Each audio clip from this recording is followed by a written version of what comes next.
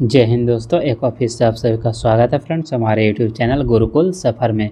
तो आज हम लोग एनसीईआरटी का चैप्टर 2 करने वाला फ्रेंड्स। एनसीईआरटी बुक का हम लोग सबसे पहले फिजिक्स करने वाला है, जिसमें हम लोग फिजिक्स का चैप्टर 1 पढ़ चुका है फ्रेंड्स, और आज हम लोग पढ़ने वाला है चैप्टर 2। तो चैप्टर 2 का आपका नाम है बल एवं गति। क्या नाम है? बल एवं गति। तो चलिए आज का पहला क्वेश्चन की ओर बढ़ते हैं फ्रेंड्स। चलिए आज का आपका पहला क्वेश्चन दिया हुआ है कि क्या कारण है कि व्यक्ति चट्टान पर प्रहार करते हुए चोटिल हो जाता है, यानी किसके कारण यानी कि चोटिल हो जाता है। जैसे कि हथौड़ा मारता था, क्या होता है? चोट लगती है। तो ये जो आपका होता है प्रतिक्रिया के कारण, यानी कि राइट आंसर हो जाएगा यहाँ पे प्रतिक्रिया, आपका राइट आंसर हो जाएगा। तो चलिए इसके बारे में जानते हैं। न्यूटन की गति के तीसरे नियम के अनुसार सदैव प्रत्येक क्रिया के समान एवं विपरीत दिशा में प्रतिक्रिया होती है। इसीलिए जब कोई व्यक्ति चट्टान पर प्रहार करता है तो चट्टान द्वारा भी उसी परिणाम में एक प्रतिक्रिया बल लगाया जाता है, जिसके कारण व्यक्ति चट्टान पर प्रहार करते हुए चोटिल हो जाता है। ठीक है, चलिए अगला है क्वेश्चन नंबर 2।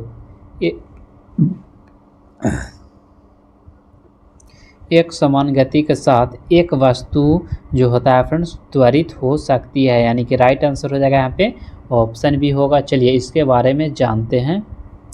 यदि कोई वस्तु एक समान गति कर रही है तो उसका वेग नियत होगा।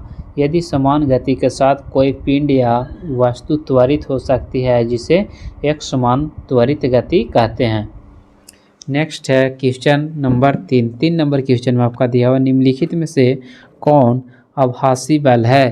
तो आभासी बल जो हो जाएगा आपका अपकेंद्रीय बल को क्या कहा जाता है? आभासी बल कहा जाता है, यानी कि राइट आंसर हो जाएगा यहाँ पे आभासी हो जाएगा। चलिए अगला इसके बारे में जानते हैं फ्रेंड्स।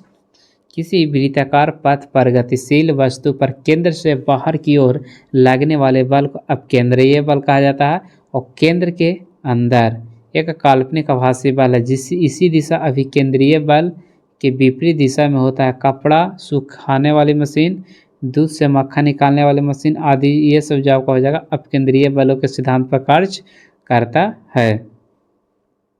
चलिए अगला है क्वेश्चन नंबर 4। 4 नंबर क्वेश्चन में दिया हुआ न्यूटन की गति का पहला नियम किससे संबंधित है? तो न्यूटन गति का पहला गति नियम जो है आपका जड़त्व से संबंधित है। चलिए जड़त्व के बारे में हम लोग पढ़ते हैं कि न्यूटन की गति का पहला नियम को जड़त्व का नियम कहते हैं। इस नियम के अनुसार कोई वस्तु अपने यहाँ स्थिति में बनी रहती है जब तक उस पर कोई बाह्य बल लगाकर उसकी स्थिति में परिवर्तन ना किया जाए। अर्थात जब कोई वस्तु गतिशील है तो वह गतिशील अवस्था में ही रहेगा, यदि विरामावस्था में है तो विरामावस्था में ही रहेगा, जब तक उस पर कोई बाह्य बल लगाकर उसकी अवस्था में परिवर्तन ना किया जाए। ठीक है, चलिए अगला है क्वेश्चन नंबर 5।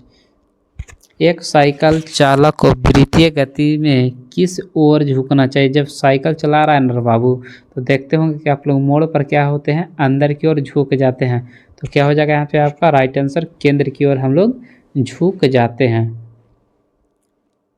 देखिए दिया हुआ है कि जब कोई साइकिल चालक वृत्तीय पथ पर गति करता है तो उसे अपनी स्थिति को संतुलन में रखने के लिए अभिकेंद्रीय बल की आवश्यकता होती है, जिसे प्राप्त करने के लिए साइकिल चालक को केंद्र की ओर झुकना पड़ता है। किस ओर झुकना पड़ता है? तो केंद्र की ओर झुकना पड़ता है। नेक्स्ट है क्वेश्चन नंबर 6। वृत्तीय पथ पर गतिशील एक वस्तु उदाहरण है, वो किसका उदाहरण है? तो एक समान गति और चर वेग का, यानी कि राइट आंसर हो जाएगा यहाँ पे ऑप्शन सी आपका राइट आंसर हो जाएगा। चलिए इसके बारे में जानते हैं कि जब कोई वस्तु किसी वृत्ताकार मार्ग पर गति करती है तो उसकी गति का वृत्तीय गति कहते हैं।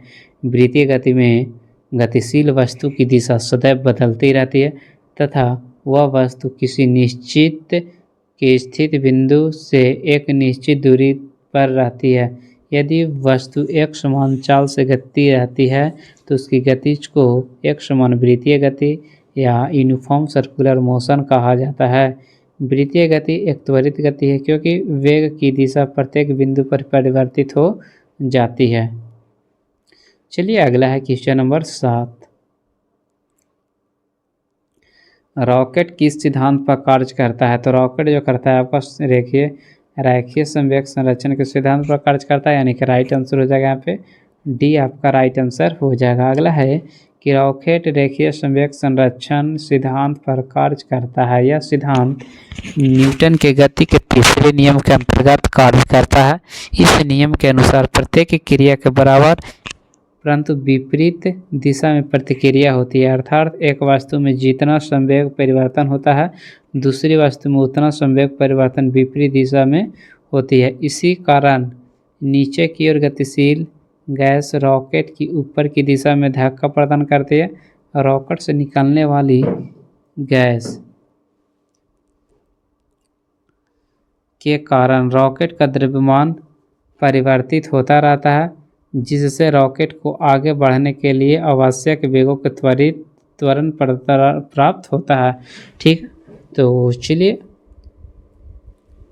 क्वेश्चन नंबर 8 करा, एक नाव जल में नहीं डूबेगी जब उसके द्वारा विस्थापित जल किसके बराबर होगा? तो नाव के भार के बराबर, यानी कि राइट आंसर हो जाएगा यहाँ पे ऑप्शन बी आपका राइट आंसर हो जाएगा। देखिए दिया हुआ है कि जब एक नाव अथवा कोई वस्तु किसी तरल में तैरती है तो उस पर तरल द्वारा ऊपर की ओर उत्प्लावन बल लगाया जाता है। आर्किमिडीज के सिद्धांत के अनुसार जब कोई वस्तु किसी तरल में अंशतः या पूर्णतः डुबाई जाती है तो उस पर लगने वाले उत्प्लावन बल उस वस्तु द्वारा विस्थापित तरल के भार के बराबर होता है। यदि कोई वस्तु तैर रही है तो इसका अर्थ है कि वस्तु द्वारा विस्थापित किए गए तरल का भार वस्तु के भार के बराबर होता है। चलिए अगला है कि सभी मूल आधारीय बलों में सबसे कमजोर बल निम्नलिखित में से कौन सा है? तो गुरुत्वाकर्षण बल हो जाएगा। प्रकृति में 4 मौलिक अथवा संपर्क बल पाए जाते हैं। कौन कौन पाए जाते हैं? तो ये देखिए, गुरुत्वाकर्षण बल, दुर्लभ बल, निष्क्रिय बल, विद्युत चुंबकीय बल, प्रबल नफकीय बल। यह सबसे कमजोर परंतु अनंत परास वाला होता है जो को गुरुत्वाकर्षण होता है। दुर्लभ नफकीय बल दूसरा सबसे कमजोर बल परंतु सबसे कम परास। विद्युत चुंबकीय बल शक्तिशाली बल परंतु अनंत परास। और प्रबल नफकीय में हो जाएगा सर्वाधिक शक्तिशाली बल परंतु कम परास। अगला है क्वेश्चन नंबर 10 जो कि आज का आपका लास्ट क्वेश्चन है। वृत्ताकार पथ पर गतिशील वस्तु यदि एक चरण पूर्ण करने में 1 सेकंड लेती है तो इसका औसत वेग क्या होगा? तो क्या हो जाएगा आपका 0 हो जाएगा। चलिए इसके बारे में हम लोग जानते हैं। वृत्तीय गति में एक वस्तु द्वारा एक चरण पूर्ण करने के लिए औसत वेग 0 होता है, क्योंकि वृत्तीय गति में विस्थापन 0 होता है। अगला है प्रक्षेप का पथ क्या कहलाता है? तो प्रक्षेप वक्र कहलाता है।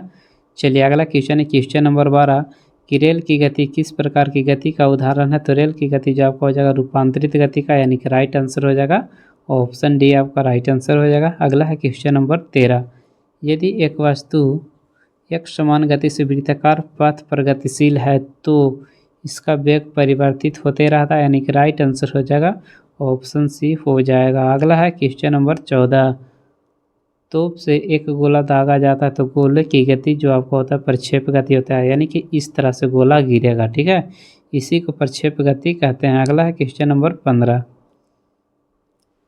क्रिया और प्रतिक्रिया समान परिणाम वाले में होते हैं, यानी कि न्यूटन की गति का तीसरा नियम, यानी कि राइट आंसर हो जाएगा यहाँ पे ऑप्शन सी हो जाएगा। ठीक है, तो चलिए फ्रेंड्स आज इतना ही रहने देते हैं। बाकी आप लोग कमेंट्स करिएगा कि वीडियो कैसा लगा। अगर वीडियो अच्छा लगा होगा तो चैनल को लाइक सब्सक्राइब शेयर जरूर करिएगा सभी लोग। तो और आप लोग कमेंट्स करिएगा कि सर नेक्स्ट वीडियो जल्दी अपलोड करिए। अगर आप लोग जितना जल्दी रिस्पॉन्स देते हैं तो आप लोग को वीडियो उतना जल्दी पहले मिलेगा। ठीक है, चलिए सभी को जय हिंद, जय भारत, जय बिहार।